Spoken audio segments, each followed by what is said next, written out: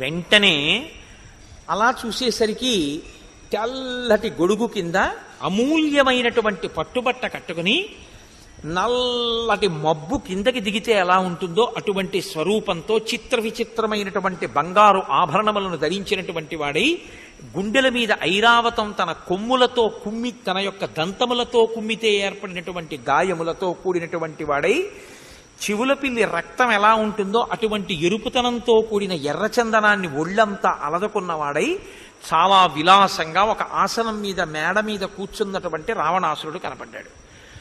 కనపడగానే ఎవరికి ఎక్కువ కోపం రావాలి? రామచంద్రమూర్తికి రావాలి. కానీ రాముడు నిగ్రహించుకున్నాడు. ఇది జితక్రోధ, ఎక్కడ అవసరమో అక్కడ బయట పెడతాడు. కానీ సుగ్రీవుడు తప్పు అని మీరు చెప్పడం చాలా కష్టం. ఎందుకో తెలుసా అండి? తొందరపడి తప్పు అని చెప్పేయడం చాలా తేలిక. అపారమైనటువంటి ప్రేమ ఉన్నవాడు తట్టుకోలేకపోయాడు సుగ్రీవుడు. వెంటనే ఒక్క దూకు దూకి ఎగిరి రావణాసుడు యొక్క అంతఃపురంలో పడ్డాడు. పడి ఆ కూర్చున్నటువంటి ఆ రావణుని యొక్క కిరీటాన్ని పట్టుకుని లాగేశాడు. లాగేసి ఒక్కసారి దాన్ని తీసి నేలకేసి కొట్టాడు. ఆ కిరీటం లేకుండా నిలబడిపోయినటువంటి రావణుడు వచ్చినవాడు సుగ్రీవుడు అని గుర్తించాడు. లోకనాథస్య రామస్య సఖాదాసోస్మి రాక్షస నమయా మోక్షసేద్యత్వం పార్థివేంద్రస్య తేజస ఇత్యుక్త్వా సహసోత్పత్య పుప్లువేతస్య చోపరి అకృష్యమకుటం చిత్రం పాతయిత్వా పతద్ధువి సుగ్రీవస్త్వం పరోక్షం మే హీనగ్రీవో భవిష్యసి అంటాడు రావణాసురుడు. ఆ కిరీటం తీసి నేలకేసి కొట్టి ఒక్కసారి రావణాసురుడిని పట్టుకుని ఒక్క కుదుపు కుదిపి కిందకి తోసేశాడు. ఆయన నేల మీద పడిపోయాడు. పడిపోయినటువంటి రావణుడి దగ్గరికి వెళ్ళి లోకనాథస్య రామస్య, లోకనాథుడైనటువంటి రామచంద్రమూర్తి యొక్క సఖుణ్ణి నేను, నా పేరు సుగ్రీవుడు, నేను నిన్ను నిర్జించడానికి వచ్చానని ఆయనతో కలియబడ్డాడు. రావణుడు అన్నాడు, నా కంట పడలేదు కాబట్టి సుగ్రీవుడివి, ఇక నా కంట పడ్డావు కాబట్టి నువ్వు గ్రీవము లేనివాడి అవుతావు, అంటే కంఠం లేనివాడి అవుతావని ఇద్దరూ కలియబడ్డారు. చాలా విశేషమైనటువంటి మల్ల యుద్ధం జరుగుతోంది. ఇద్దరూ యుద్ధం చేస్తున్న సమయంలో రావణాసురుడు అకస్మాత్తుగా తన మాయాబలాన్ని పైకి తీశాడు.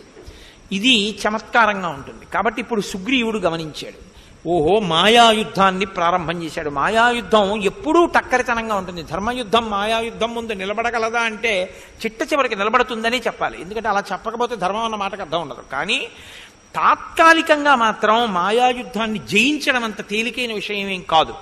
కాబట్టి ఒక్క క్షణంలో మాయాయుద్ధం చేయడానికి సిద్ధపడుతున్నాడని గ్రహించిన సుగ్రీవుడు రావణాసురుడి అంతఃపురం నుంచి ఒక్క దూకు దూకి మళ్ళీ రామచంద్రమూర్తి ఉన్న చోటుకొచ్చి సువేల పర్వత శిఖరం మీద నిలబడ్డారు.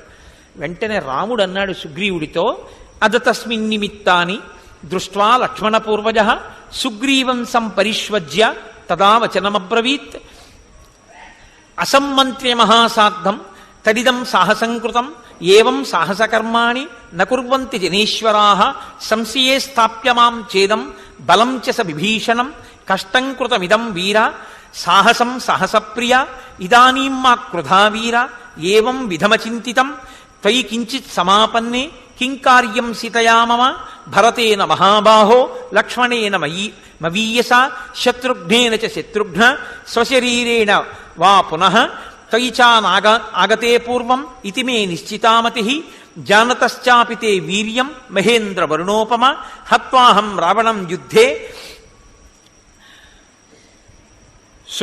సుషత్ర బలవాహనం అభిషిచ్య చ లంకాయాం విభీషణమధాపి చ భరతే రాజ్యమావేశ్య త్యక్షే దేహం మహాబల. ఓ సుగ్రీవా, నువ్వు అకస్మాత్తుగా ఇటువంటి సాహసోపేతమైన పనులు చేస్తుంటావు. ఉన్నవాడివి ఉన్నట్టు అకస్మాత్తుగా వెళ్ళి రావణాసురుడి మీద పడి యుద్ధం మొదలుపెట్టావు కదా.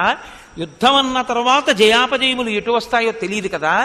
ఒకవేళ జరగరానిది ఏదైనా జరిగితే అప్పుడు నాకు అసలు సీతమ్మ లభించినా ఏమిటి ఉపయోగం? లక్ష్మణుడే నా పక్కన ఉన్నా ఏమిటి ఉపయోగం?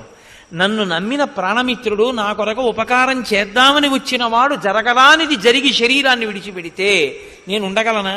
నేనేమనుకున్నానో తెలుసా? నువ్వు వెళ్ళిన తర్వాత సుగ్రీవుడు తిరిగి రాకపోతే ఈ క్షణంలోనే రావణాసురుణ్ణి సంహరించిన తరువాత విభీషణుడికి పట్టాభిషేకం చేసి నేను కూడా నా శరీరాన్ని విడిచిపెట్టేద్దాం అనుకున్నాను. ఇక తిరిగి వెళ్లే ఉద్దేశ్యం కూడా నాకు లేదు. నేను నీతో పాటు స్వర్గలోకానికి రావాలి అని అనుకున్నాను. కాబట్టి ఇంకెప్పుడూ నువ్వు ఇటువంటి దూకుడుతో కూడిన చేష్టితములు చేయవద్దు, సాహసములు చేయవద్దు. అంటే రామచంద్రమూర్తి యొక్క ప్రియత్వం అంటే ఆయన ప్రేమ అలా ఉంటుంది. ఒక్కసారి మీరు రాముణ్ణి నమ్మి ఒక్కసారి మీరు రామకింకరుడయ్యారనుకోండి, అంతే. ఇక రామచంద్రమూర్తి మీతో అంత స్నేహంగా, అంత ప్రీతిగా ఆయన ఉంటారు. ఆయన ఉంటారు అనడానికి లోకంలో ఎన్ని ఉదాహరణలున్నాయో, ఎంతమందిని ఎన్ని రకాలుగా రామచంద్రమూర్తి కాపాడారో, ఎంతమందిని ఎన్ని రకాలుగా రక్షించారో మహానుభావుడు. కాబట్టి సుగ్రీవుడు అన్నాడు, తవ భార్యాపహర్తారం దృష్ట్వా రాఘవ రావణం మర్షయామి కథం వీర జానన్ పౌరుషమాత్మనః. ఈ దుర్మార్గుడే నీ భార్యని అపహరించిన వాడన్న భావన నాలో కలగగానే, ఇది స్నేహప్రియత్వం. ఎంత ప్రేమో చూడండి ఆ సుగ్రీవుడికి. నీ భార్యను అపహరించినటువంటి దుర్మార్గుడు వీడే అన్న ఆలోచన కలిగిన ఉత్తర క్షణంలో నేనిక నన్ను నేను నిగ్రహించుకోలేకపోయాను.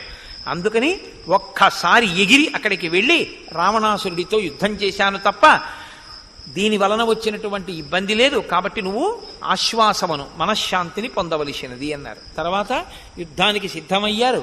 ఏ ద్వారం దగ్గర ఎవరు నిలబడాలో చెప్పారు. చెబుతూ ప్రధానంగా మన సైన్యానికి ఉండవలసినటువంటి లక్షణం ఒక్కటే. జరిగేటటువంటి యుద్ధం వానరులకు, నరులకు, రాక్షసులకు జరుగుతోంది. రాక్షసులు కామరూపులు, కామరూపులు రాత్రి యుద్ధం చేస్తారు. కాబట్టి ఇప్పుడు ఎవరు ఎవరు అన్నది మనకి తెలియదు. వచ్చిన పెద్ద సమస్య ఏమిటంటే మన వేషాలు వాళ్ళు కడతారు. మీకు కామరూపాలు తెలుసు.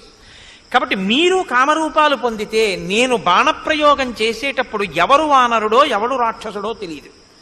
కాబట్టి ఒక్క వానరుడు నా చేత నలిగిపోయినా నేను ఈ యుద్ధానికి రావడం వల్ల ప్రయోజనం ఉండదు. కాబట్టి మీరు మాత్రం కామరూపములను తీసుకొనరాదు.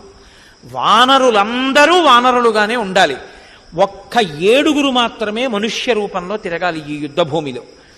1 నేను, 2 లక్ష్మణమూర్తి, 3 విభీషణుడు, 4 విభీషణుడి యొక్క సచివులు. ఈ 7 మాత్రం మనుష్య రూపాలతో తిరుగుతారు. మిగిలిన వాళ్ళందరూ వానర రూపాలతోనే ఉండాలి. అప్పుడు నాకు బండ గుర్తు ఏమిటంటే 7 మనుష్యులు, మిగిలిన వానరములు నా వాళ్ళు. కనబడ్డ రాక్షసులందరూ రాక్షసులే. లేకపోతే అయోమయావస్థ వస్తుంది. మీరు అప్పుడప్పుడు రాక్షసులుగా మారడం మొదలు పెడితే, ఇప్పుడు ఎలా సాహసం చేశారో అలా కామరూపాలు పొందితే, నేను కూడా తొందరపడి రాక్షసుడే అనుకుని బాణం వేసేస్తే నా వారిని నేను చంపుకోవడం అవుతుంది. ఇదే మనకి కొండ గుర్తు. 7 మనుష్య రూపంలో ఉంటారు, మిగిలిన వాళ్ళు వానర రూపంలో ఉంటారు. అంటే మీరు ఒకటి గమనించాలి, తన కార్యం నడిచిపోవడం రాముడికి ప్రధానం కాదు. తనని నమ్మి వచ్చిన వాళ్ళని ఎంత జాగ్రత్తగా రక్షించాలన్న దాని మీద రాముడి యొక్క లక్ష్యం ఉంటుంది.